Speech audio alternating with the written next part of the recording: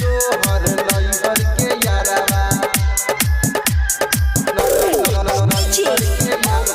अभी आप सुन रहे हैं आर रिकॉर्डिंग स्टूडियो से। दूसरा के बिंदिया सजेला अपना माथे भगेल शादी गेला पियावा के साथ भगेल शादी गेला पियावा के साथ पियावा के साथ। दूसरा के बिंदिया सजेला अपना माथे भगेल शादी गेला पियावा के साथ। हमरा घर के पिया दीदा जहरावा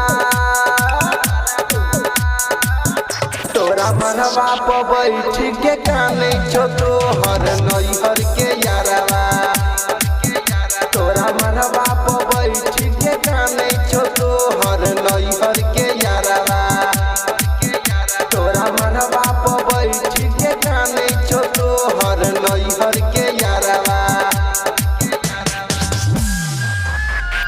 तोहर नैहर के यारवा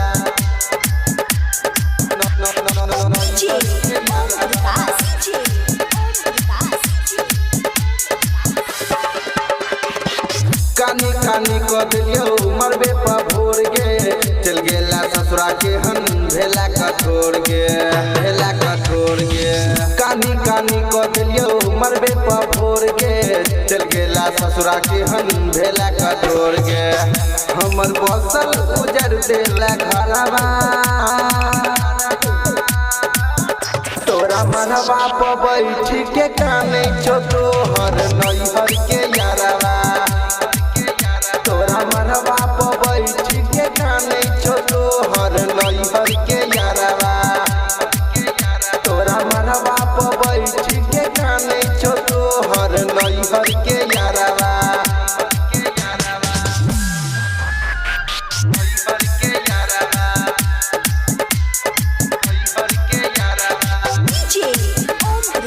अभी आप सुन रहे हैं आर रिकॉर्डिंग स्टूडियो से। तोरा बिना नहीं जीवो मर जेबो जान के छूटे पारान कहे छी भगवान से भगवान से। तोरा बिना नहीं जीवो मर जेबो जान के छूटे पारान कहे छी भगवान से। कहो तोरा से तोहर लमरवा तोरा मनवा पर बैठ के काने छो तोहर नैहर के